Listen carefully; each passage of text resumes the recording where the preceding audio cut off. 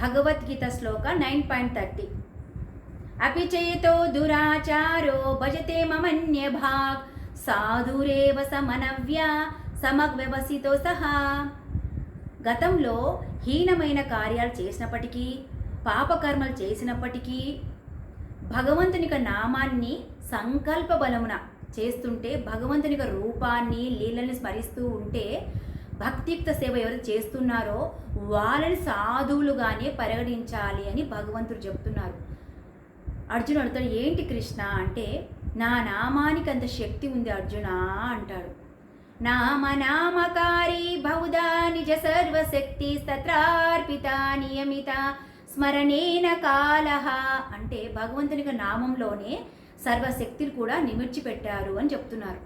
ఆ నామాన్ని ఎల్లవేళ ఎటువంటి సందర్భాల్లో కూడా నామాన్ని ఉచ్చరించవచ్చు అని చెప్తున్నారు.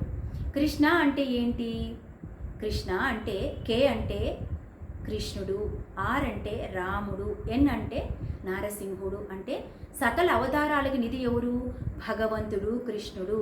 కృష్ణస్తు స్వయం భగవాన్ రామాదిమూర్తిషు కళానియనేన తిష్టన్ నానావతార రమాకరోద్భువనేషు కింతు కృష్ణం స్వయం సమభవత్ అంటే బ్రహ్మ సంహిత చెప్తుంది. బ్రహ్మ చెప్తున్నాడు, అన్నిటికీ మూలం ఎవరు? కృష్ణుడే.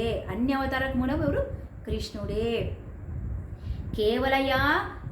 కేవలయా భక్తి వాసుదేవ పరాయణ అఘం దుర్వంతి కేష్ణయ నిహరం నిహభాస్కర అంటారు. అంటే కేవలం వాసుదేవ భక్తి ఎవరు చేస్తూ ఉంటారో వాళ్ళకి పాపాలన్నీ భగవంతుడు దున్ని వేస్తాడంట, మొత్తం వెళ్ళిపోతాయంట. పాపకర్మలన్నీ వెళ్ళిపోయి నిహరం నిహభాస్కర అంటే సూర్యుడి యొక్క వెలుగు ఎలా వస్తుందో వాళ్ళ జీవితాల్లో అలాంటి వెలుగు వస్తుంది అని చెప్తున్నారు. హరే కృష్ణ.